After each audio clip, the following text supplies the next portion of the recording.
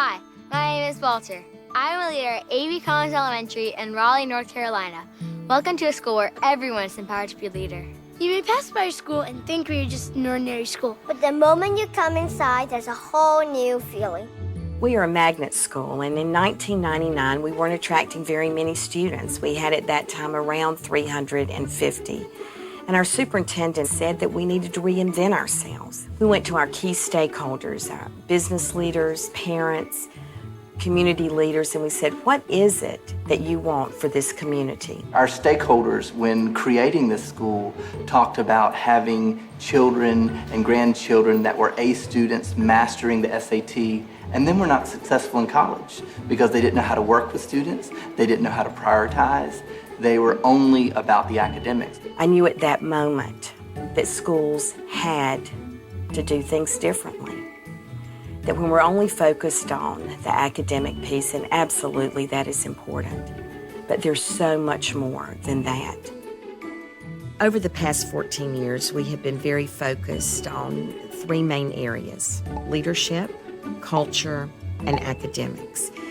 And you almost have to work on all three of those at the same time. The theme of our school is leadership. Our mission is to develop leaders one child at a time. Our mission keeps us focused on what's most important.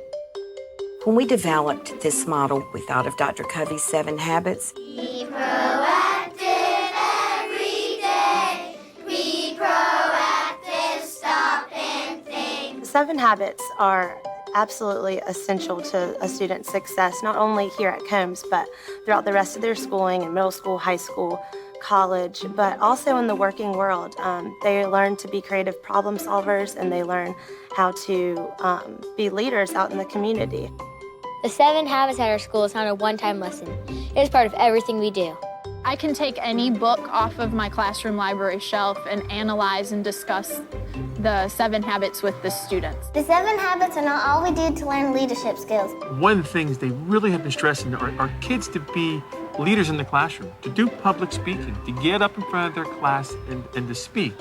And so our son Walter, kind of watched him practice speeches since he's been in kindergarten. He has gotten up and he has stood in front of 40, 50 adults and was able to make a speech.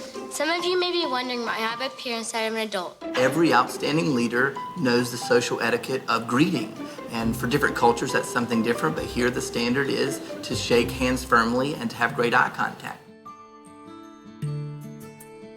I think it's amazing when you walk into Combs, it just feels different. Just the physical culture of this school. It's colorful, it's vibrant. Not only that, but the emotional culture of this school. We're supportive of each other. As soon as you walk in, you feel welcome, you feel like you fit in. I came to this school a couple years ago, about 2.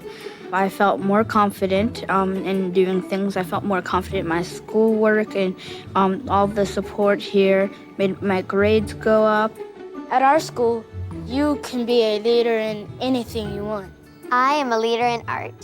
I'm a leader in music. I'm a leader in helping others. Some children may be leaders in sports. Some people may be leaders in literature. Some children may be leaders in science.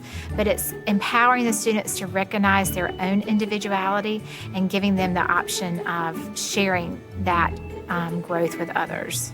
Since we began the leadership theme, our discipline issues are down dramatically.